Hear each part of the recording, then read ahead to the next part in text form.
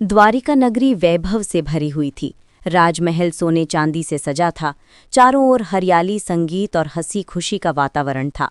राजा कृष्ण सभी प्रजाजनों के प्रिय थे। उनके दरबार में रोज अनेक लोग अपनी समस्याएं लेकर आते और भगवान सबकी सुनवाई करते। इसी द्वारिका के पास एक गांव में एक गरीब ब्राह्मण रहता था। उसका नाम सुदामा नहीं था, बल्कि धर्मदत्त था। धर्मदत्त का जीवन बहुत कठिनाइयों से भरा था। उसके पास खेती करने के लिए जमीन नहीं थी और जो थोड़ा बहुत यज्ञ करके या पूजा पाठ करके मिलता, उसी से वो परिवार का पालन करता। कई बार तो उसके घर में अन्न का एक दाना भी नहीं रहता। फिर भी धर्मदत्त बहुत श्रद्धालु था। वो रोज भगवान कृष्ण का ध्यान करता और कहता, हे द्वारिकाधीश, आप सबके दुख दूर करते हैं। यदि मुझे अपना भक्त मानते हैं तो कभी तो मेरी पुकार सुनेंगे। भक्त की पुकार। एक दिन भूख से पीड़ित होकर धर्मदत्त की पत्नी बोली, प्राणनाथ, हम कितने दिन ऐसे जिएंगे? हमारे बच्चे भूखे सोते हैं। क्यों ना आप द्वारिका जाकर कृष्ण से सहायता मांगे? वे जगत पालक हैं, निश्चित ही आपको निराश नहीं करेंगे। धर्मदत्त पहले संकोच करता रहा, लेकिन फिर पत्नी के आग्रह पर वो द्वारिका की ओर निकल पड़ा। द्वारिका में आगमन। धर्मदत्त फटे कपड़े पहने, नंगे पांव, थका हरा द्वारिका पहुंचा। वहां का वैभव देखकर उसकी आंखें जौंधिया गईं। सड़कों पर हाथी, घोड़े, रथ और सोने चांदी की दुकानें थीं। उसने सोचा, क्या मैं ऐसे महल में जा सकता हूं? क्या भगवान मुझे पहचानेंगे? लेकिन जैसे ही उसने महल का द्वार पार किया, पहरेदारों ने उसे रोक दिया।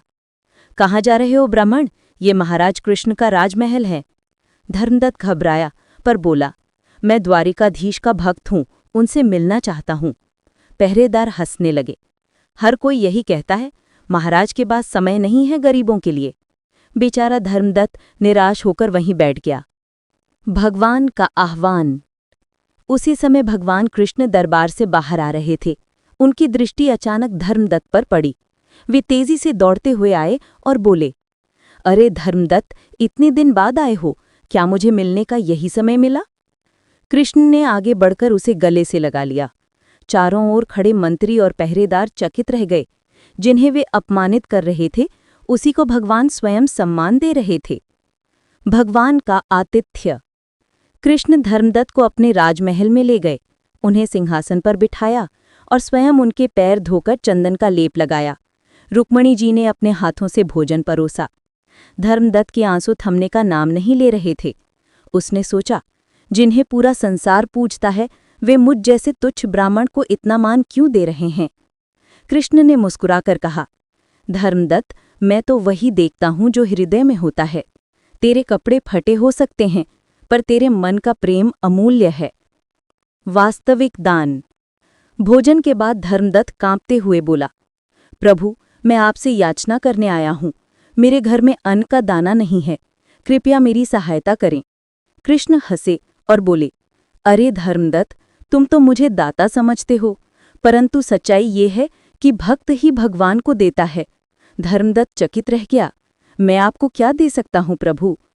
कृष्ण ने धीरे से उत्तर दिया, अपना अटूट विश्वास और प्रेम, यही सबसे बड़ा दान है। चमत्कार। फिर भी भगवान ने उनकी दरिद्रता दूर करने का निश्चय किया। उन्होंने धर्मदत्त को आशीर्वाद दिया, जा, जब तू घर पहुंचेगा तो तेरे आंगन में धान और गेहूं के भरे कोठार होंगे। कभी भी तुझे भूख नहीं सताएगी। धर्मदत्त घर लौटा तो सचमुच उसका घर अन्न से भर चुका था। बच्चे प्रसन्नता से झूम उठे। उसकी पत्नी ने रोते हुए कहा, क्या ये सब द्वारिकाधीश की कृपा है? धर्मदत्त बोला, हाँ, पर याद रखना, ये उनकी नहीं, हमारे विश्वास की जीत है। कथा का संदेश। ये कथा हमें सिखाती है कि 1. भगवान केवल वैभव या दिखावे से नहीं, बल्कि सच्चे प्रेम और श्रद्धा से प्रसन्न होते हैं। 2. सच्चा भक्त वही है जो विपत्ति में भी ईश्वर पर विश्वास बनाए रखता है। 3. कभी भी अपने को छोटा मत समझो, क्योंकि भगवान सबसे ज्यादा दीनहीन की पुकार सुनते हैं। ये थी श्री कृष्ण और धर्मदत्त की कथा, एक ऐसी कहानी जो आम तौर पर कम सुनाई जाती है, परंतु उसमें गहन संदेश छिपा है। अगर आपको ये कहानी अच्छी लगे तो वीडियो को लाइक, शेयर और सब्सक्राइब जरूर करें।